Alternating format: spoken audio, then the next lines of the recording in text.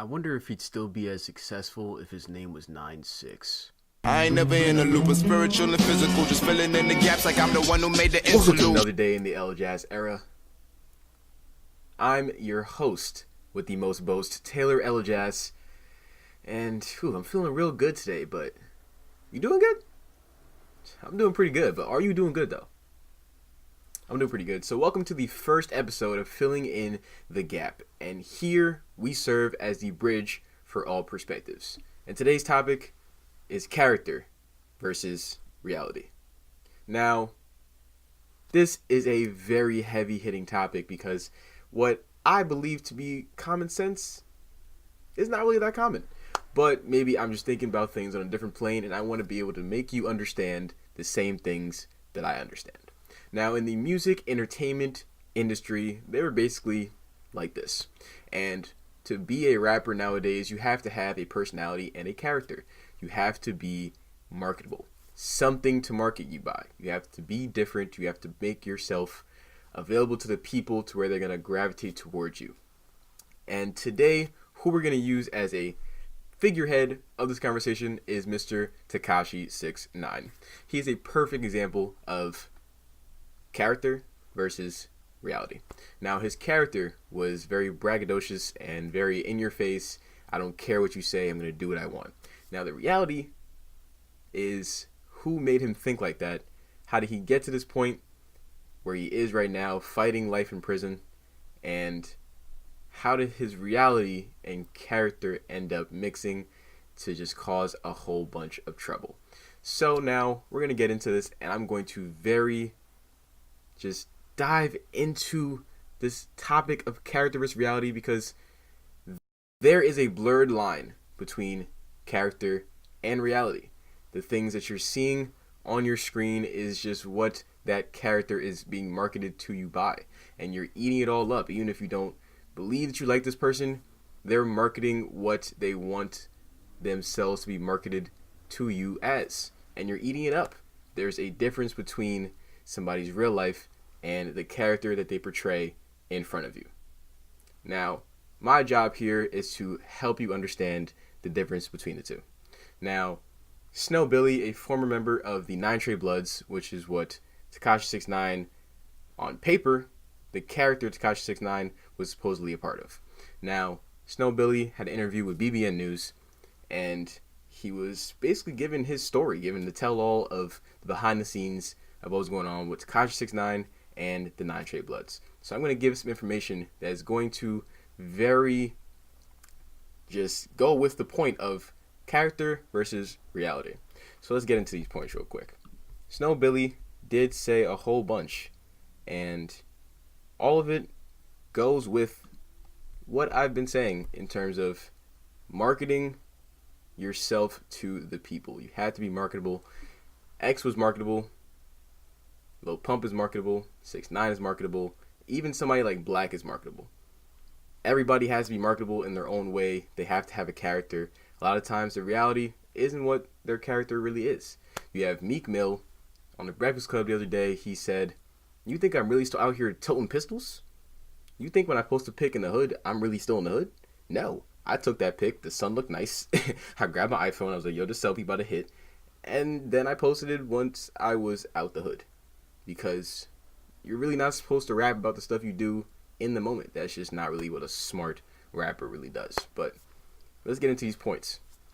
Now, the 9 Trey Bloods apparently tried to kill Snow Billy because he wanted TEKASHI 6IX9INE to cater to the youth. Now, mind you, this was around the whole sexual misconduct case, which has been closed. And even with that, Snow Billy said, we should be appealing to the youth. So TEKASHI 6IX9INE, if you look at his old videos, he was already dyeing his hair a bunch of different colors. But Snow Billy said, you know what, just go all out and go all rainbow. Let's go Disney. The 9 Trey Bloods, they wanted him to be what he was portrayed to us to be. You know, this just, I'm in your face. I don't care what you say. I'm going to do what I want. And they made him believe he had that backing to where he could really do what he wanted, because you can't touch me. You're not going to touch me. Everybody say everything, but they don't touch me. You know, that's really not what Snow Billy felt that he should be attracting and the energy he should be attracting. But you see where we're at today. So 6ix9ine's father had died. He watched his father die. Or not directly watched his father die, but something along those lines. Now that can be traumatizing, and it'll end up bringing you to people who you feel as if have your best interests at heart, and it'll help you look for a father figure or somebody you can rely on. And that's what he kind of had in the Nine Trey Bloods, or at least what he thought he had. He stayed at a place called the Dog Pound, where a lot of Nine Trey Bloods live, and that's where Gummo was shot, and the video for Gummo rather. And it's just the reality. You may think he's a blood, he's surrounded by a whole bunch of bloods in this video. He really was never a blood though, as reported through the text that came out between some members of the Nine Trey Bloods. So, the video of Gummo gave him this gang culture image, and a lot of his old videos really didn't have that like gang type of just image thrown in your face like Gummo. And the character started to build, and that really developed his character to what it is now. That Gummo video really skyrocketed this character of TEKASHI 6IX9INE, and Daniel Hernandez was just underneath now. The reality of Daniel Hernandez and 6ix9ine, there just was no balance, right? So, I'm going to spit some reality of TEKASHI 6IX9INE as through the eyes of Snow Billy. Snow Billy said that 6ix9ine had a $30K advance from his record label, and his record label name is 10K Projects. So when you have a advance, you have to give that money back. You have to be able to make that money back for them at some point. It's not just you just take this money, boom, you have it. You know, you have to make that money back for the label. Okay. And he was also in a 360 deal. Now, if you don't know what a 360 deal is, I'm about to run it down for you right now. With a 360 deal, the record label will have a percentage of your digital sales, tours, concerts, and live performance revenue, merchandise sales, endorsement deals, appearances in movies and television shows, songwriting, lyric display, and publishing revenue, and ringtone sales. As if anybody really has a ringtone anymore, but if you did, they also get a piece of that. It's just not cool. It's just not cool. And it really means they own you. They own you. They own everything you do. You're not your own person. So he's always throwing out this money. I got so much money. But a lot of people were taking a piece of that. Snow Billy said that Shotty was taking a piece. Probably other members of the Nine Trey Bloods were taking a piece. The record label was taking a piece. The booking agency was taking a piece. A lot of people was taking a piece of TEKASHI's money. So the character of what we saw is really not always a reality of what the situation is. And you have to be able to understand that. And it'll be able to help you get less upset when you see somebody promoting themselves the way they do, because they know that's how they're going to get you. 6ix9ine started off most hated, and now, well, most hated went most loved, and then most hated again when people were like, oh my gosh, we told you it was going to happen, blah, blah, blah. But 6ix9ine was literally a Halloween costume for some people. And you would never think that was going to happen from the beginning of this year, when he started off being just stigmatized as a pedophile. It's just crazy. The character and the reality, he made you fall in love with his character. Despite what people even thought his reality was, which really is not entirely the truth, they fell in love with the character.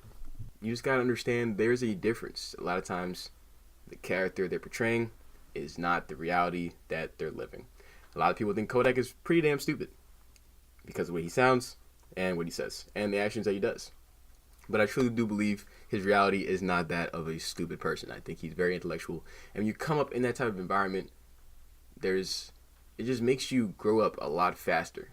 It makes you think about certain things. You may come off a certain way, but then in your head, you really are not that same just terrifying person to the world that the world may see you as.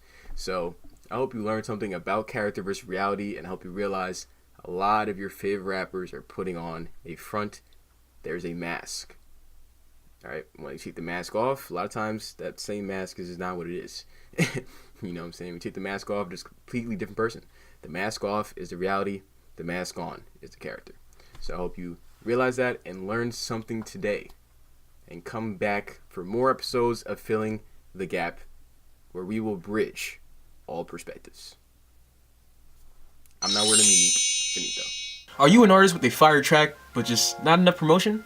Well, lucky for you, I have 3 playlists currently available on Spotify and Apple Music that you can be featured on. I have one for breaking new hip hop, I have one for R&B and smooth tunes, and I have one specifically made for newer artists. To be able to send me those songs, you can either DM me or email me, and the links to those will be in the description below. Do you have what it takes to be in the music industry? We'll prove it. See you in the next video.